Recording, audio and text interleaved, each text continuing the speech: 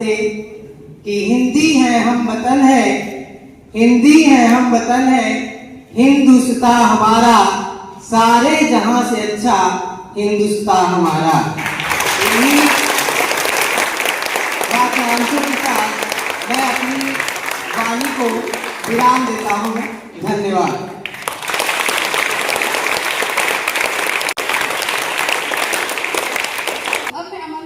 चाहूंगी हमारे आदरणीय शिक्षक रोशन सर को। सर अपने विचारों के माध्यम से हमें दिशा और प्रेरणा देंगे। सभी को सुप्रभात। हम सब यहाँ हिंदी दिवस को मनाने के लिए उपस्थित हुए हैं। मेरे साथियों रवि सर, महेंद्र सर ने आपको हिंदी दिवस के महत्व के बारे में बताया। हमारे विद्यालय के हिंदी के शिक्षक भी हैं। मैं हिंदी का कोई शिक्षक नहीं हूँ, बट मेरी थोड़ी रुझान रही है हिंदी के प्रति, इसलिए मैंने कुछ कवियों को पढ़ा है। मैंने बहुत सारे उन कवियों के बहुत मर्म को तो नहीं बता सकता, लेकिन मैं आपके सामने एक कविता के बारे में, कविता के सारांश को प्रस्तुत करना चाहता हूँ। ये कविता अपने आप में बहुत ही व्यापक है, लेकिन मैं जितना इस कविता को समझ पाया हूँ और जितना इस कविताओं से ऊर्जा ले पाया हूँ, उस तक आपको उसकी एक झलक आप तक प्रस्तुत करना चाहता हूँ। भारतीय इतिहास में या भारत के साहित्य के इतिहास में एक कवि है जिनको महाप्राण के नाम से जाना जाता है, जिनका नाम सूर्यकांत त्रिपाठी निराला है। उनकी एक बहुत असीम अनुभूति जो मेरे हृदय के बहुत करीब है, उस कविता का नाम है राम की शक्ति पूजा। इस राम की शक्ति पूजा का मैं, ये बहुत कठिन शब्द में लिखी गई है, उसका मैं एक मर्म आपको कुछ शब्दों में बताने का प्रयास करता हूं। ये कविता राम और रावण के बीच हुए युद्ध की घटना के ऊपर आधारित है। जब राम और रावण के बीच युद्ध हो रहा है, जैसा कि हमने रामायण के प्रसंगों में सुना है, तो राम और रावण का युद्ध हो रहा है। बट उस युद्ध के दौरान में जब संध्या हुई है, युद्ध रुका है, तो राम अपने शिविर में लौटे। जब राम अपने शिविर में लौटते हैं तो प्रतिदिन की भांति उनके चेहरे पे हर्ष नहीं, वो काफी उदास है। तो उनके जितने भी साथी हैं, जामवंत हैं, हनुमान हैं, सुग्रीव हैं, लक्ष्मण हैं, विभीषण हैं, सब उनके साथ हैं। तो उनके चेहरे को, जो प्रभु राम है, प्रभु राम के चेहरे को देखकर काफी उदास होते हैं और उनसे पूछते हैं कि आखिर ऐसा क्या हुआ। तो राम उत्तर देते हैं कि इस युद्ध में मैं रावण को पराजित नहीं कर सकता। सभी लोग आश्चर्यचकित हो जाते हैं। हम सबने तो कहानियों में सुन रखा है कि राम ने रावण को पराजित कर दिया, लेकिन राम के मुख से ये उत्तर आ रहा है कि मैं रावण को पराजित नहीं कर सकता। ऐसा क्यों? लोगों ने पूछा आश्चर्यचकित हो गए। तो राम ने कहा कि रावण ने कुछ सिद्धियां हासिल कर रखी हैं, और आज समर में, युद्ध में, मैं रावण के साथ जब युद्ध कर रहा था तो मुझे रावण के साथ देवी दुर्गा खड़ी दिखाई दी। मैं रावण से तो लड़ सकता हूं, बस दुर्गा से नहीं लड़ सकता, उन्होंने ये कहा। तब उन सभा में बैठे जामवंत, बुद्धिमान, अपने आप में एक बुद्धिमान व्यक्ति, उन्होंने उनसे राम से आग्रह किया कि ऐसा क्यों? हम सभी लोग जानते हैं रावण एक दुष्ट व्यक्ति है, उस जैसा कि रामायण के प्रसंगों में बताया गया। हालांकि वो ब्राह्मण भी है व्यक्ति से, और उसने चीजों को सिद्ध किया है, भगवान को आराधना की, भगवान को प्राप्त किया है। तो उसी का एक लाइन है जो जामवंत श्री राम से कहते हैं कि मैं आपको उस कविता का एक लाइन बताने जा रहा हूं कि आराधन का दृढ़ आराधन से दो उत्तर, तुम वरो विजय संयत प्राणों से प्राणों पर, रावण अशुद्ध होकर भी यदि कर सका त्रस्त, तो तुम निश्चय तुम हो सिद्ध करोगे उसे त्रस्त। शक्ति की करो मौलिक कल्पना, करो पूजन, छोड़ दो समर जब तक न सिद्धि हो रघुनंदन। यानी जामवंत कहते हैं कि अगर रावण, मान लीजिए रावण ने भी पूजा की, आराधना की, आराधना करके देवी को प्रसन्न कर लिया, देवी उनके साथ हो गई। हम सभी जानते हैं वो अशुद्ध व्यक्ति है, राक्षस प्रवृत्ति का व्यक्ति है। तो आप तो कम से कम नर हैं, नरों में श्रेष्ठ हैं, पुरुषोत्तम की संज्ञा देते हैं हम लोग राम को, तो आप जरूर कर सकते हैं। वो आराधना किया है, आप भी आराधना कीजिए, छोड़ दीजिए सब, जो भी युद्ध है, युद्ध को छोड़ दीजिए थोड़ी देर। शक्ति की मौलिक कल्पना कीजिए, जिसने भगवान को जिस तरह से पूजन किया है, उनको प्राप्त किया, आप भी प्राप्त कीजिए। सारी सेना का जो भार है वो लक्ष्मण के हाथ ऊपर सौंप दीजिए और आप ईश्वर की आराधना करने के लिए, दुर्गा की आराधना करने के लिए चले। तो राम को ये बात अच्छी लगती है।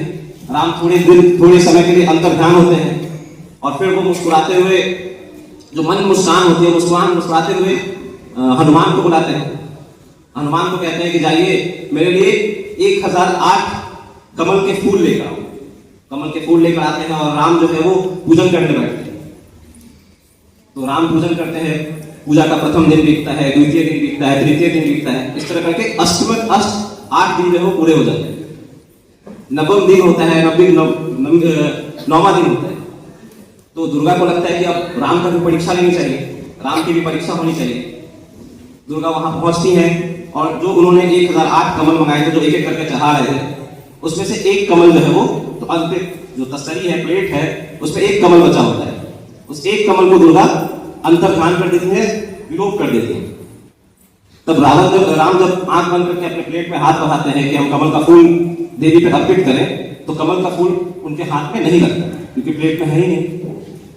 जब प्लेट में नहीं है तो राम के मन में संशय उत्पन्न होता है कि अब हम अपनी पूजा को सफल कैसे कर पाएंगे, हम ये सिद्धि कैसे प्राप्त कर पाएंगे। तब उन्हें एक प्रसंग याद आता है कि उनकी माँ उन्हें राजीव नयन के नाम से पुकारती थी। जो राम की माँ है कौशल्या, वो राम को राजीव नयन के नाम से पुकारती थी। तो उनको लगा कि मेरे पास तो अभी 2 कमल बचे हैं।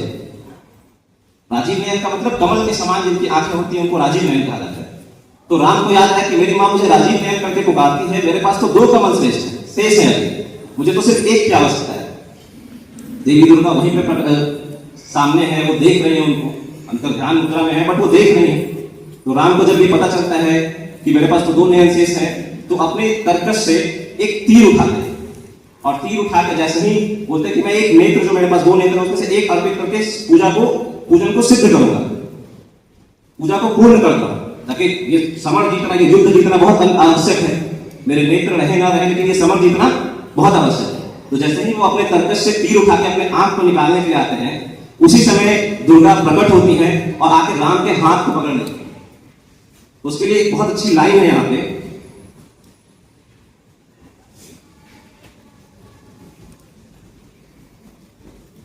ले अस्त्र माम कर दक्षिण लोचन, ले अर्पित करने को उदित हो गए सुमन, जिस क्षण बंध गया वेदने को दृढ़ निश्चय, कापा ब्रह्मांड हुआ देवी का त्वरित उदय। दुर्गा बोलती है अब कि साधु साधु साधक, धीर धर धन धम्य राम, कह लिया भगवती ने राघव का हस्त थाम। राम को रोकते रोकते कहते उनका हाथ थाम लेती है और कहती है कि अवश्य। जब दुर्गा प्रकट हुई, प्रसन्न हुई, तो उन्होंने उनको आशीर्वाद दिया कि इस समर में, इस युद्ध में तुम्हारी अवश्य विजय हो, मेरा साथ तुम्हें है। और दुर्गा ने उनको आशीर्वाद देते हुए उस युद्ध में सिद्धि के लिए, उस समर में सिद्ध को प्राप्त करने के लिए उनको आशीर्वाद देते। तो ये प्रसंग है इस पूरी कविता में, जो काफी अच्छी कविता है। आज इंटरनेट के दौर में हम सभी के पास सूचनाओं का भंडार मिला हुआ है, तो मैं आप सबसे आग्रह करूंगा कि एक बार इस कविता को जरूर पढ़ें। हम लोग अभी पिछले सप्ताह या पिछले दिनों में आत्महत्या प्रतिरोध दिवस भी मना रहे हैं। तो ये कविता आपके अंदर ऊर्जा भी भरेगी कि जब एक व्यक्ति जब अपने युद्ध में हारने लगता है, हम लोग सभी लोग प्रतिदिन संघर्ष में लिखते हैं। हर व्यक्ति, स्टूडेंट, विद्यार्थी, शिक्षक, सभी लोग एक संघर्ष में लिखते हैं। इस संघर्ष को जीतने के लिए जो शक्ति चाहिए, वो शक्ति मुझे कभी कभी, मैं बहुत उदास भी होता हूँ, तो इस दौरान मैं इन कविताओं का पाठ करता हूँ, इन कविताओं को पढ़ता हूँ, मुझे एक अजीब सी ऊर्जा मिलती है, जिसके बारे में मुझे नहीं पता है कहां से आती है, बट अपने आप में हिम्मत मांगती है। तो मैं आपसे भी आग्रह करूंगा कि इन कविताओं को पढ़ें, इनसे आग्रह लें। जैसे जब राम जिनको हम बहुत असीम मानते, प्रभु की संज्ञा लेते हैं, और वो भी उदास हो सकते हैं, उनके मन में भी संशय आ सकता है, तो हम तो मनुष्य हैं, हमारे अंदर भी संशय आता है और हम चीजों को जानते हैं, अपने अंदर उत्साह करते हैं और इस उत्साह के माध्यम से चीजों को सफल करते हैं। इस कविता से एक और प्रेरणा ये भी मिलती है मुझे, जो मैं समझ पाता हूं कि कविता बहुत ही असीम है। मेरे शब्द या मैं इसके लिए एक कल मात्र हूं जो मैं इसकी विशेषताओं को, इसके सारांश को आपके पास बता सकता, लेकिन जो मैंने समझा है, जितनी ऊर्जा मैंने ली है, वो मैं आप तक व्यक्त कर रहा हूं कि जब कोई हम लोग जिंदगी के सफर में, जैसे परीक्षा है या कैरियर है या जो भी हमारा लक्ष्य है, उसको पाने के लिए हम थोड़ी कोशिश करते हैं, फिर छोड़ देते हैं। जब आपके अंदर ये भावना आ जाए कि मुझे इस संकल्प को सिद्ध करने के लिए मैं अपने प्राणों तक निछावर करने को तैयार हूं, तो वो संकल्प हमेशा सिद्ध होता है। जब राम अपनी संकल्प को पूर्ण करने के लिए अपने नेत्र का दान करने के लिए तैयार हो गए, तो हम तो मनुष्य अपने कुछ चीजों को सेक्रीफाइस करके, कुछ चीजों को बलिदान करके अपने संघर्ष के लिए, अपने संकल्पों के लिए पूर्ण करने का प्रयास कर सकते हैं। इसलिए अपने जीवन में आशाओं, जब भी कभी उदास हो, आशा की किरणों को चाहिए, तो इन कविताओं का पाठ करिए जो आपको बहुत ऊर्जा प्रदान करेगी। बस इसी के साथ मैं अपनी वाणी को विराम देता हूं। धन्यवाद।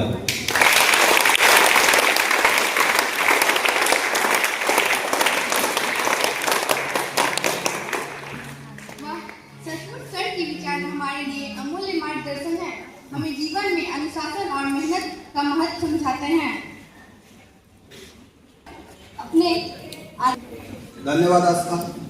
सुप्रभात सभी को, हिंदी दिवस की हार्दिक शुभकामनाएं।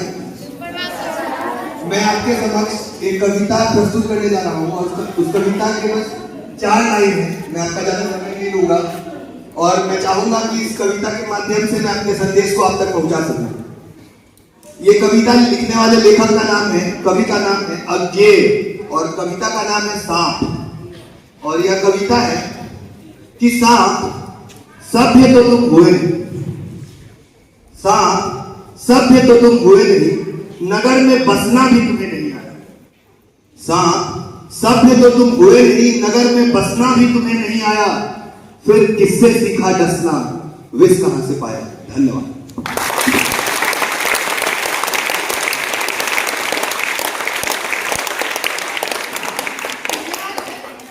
संगीत आत्मा की भाषा है। एक अच्छा गीत हमें जोड़ता है और संघर्षों को जीतने की प्रेरणा देता है। आज का हमारा गीत है हम होंगे कामयाब। यह गीत हमें सिखाता है कि चाहे राह कितनी भी कठिन क्यों ना हो, अगर हम सब साथ हो तो सफलता निश्चित है। तो आइए इसी प्रस्तुत करेंगे आस्था, अनुष्का और वर्षा। और मैं आप सभी साथियों से निवेदन करती हूँ कि आप सभी इसमें अपनी मधुर आवाज मिलाएं। होंगे कामयाब, हम होंगे कामयाब, हम होंगे कामयाब एक दिन। तो मन में है विश्वास, पूरा है विश्वास, हम होंगे कामयाब एक दिन। होगी शांति चारों ओर, होगी शांति चारों ओर, होगी शांति चारों ओर एक दिन। तो मन में है विश्वास, पूरा है विश्वास, हम होंगे कामयाब एक दिन। हम चलेंगे साथ साथ, हाथ हाथ होंगे हाथ, हम चलेंगे साथ साथ एक दिन।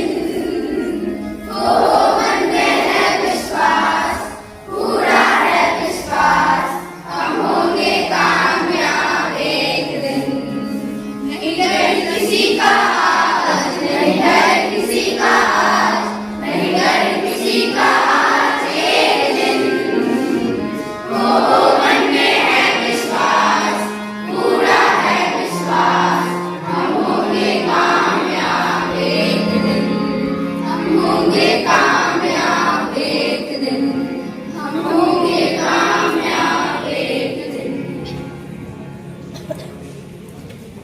आन बान शान का प्रतीक है, तो मैं आप सभी से निवेदन करती हूँ कि सावधान की मुद्रा में खड़े होकर पूरे सम्मान के साथ राष्ट्रगान गाएं। अधिनायक की जया है, भारत भाग्य विधाता, पंजाब सिंध गुजरात मराठा, द्राविड़ उत्कल बंगा, विंध्य हिमाचल यमुना गंगा, उच्छल जलधि तरंगा, तब शुभ नामे जागे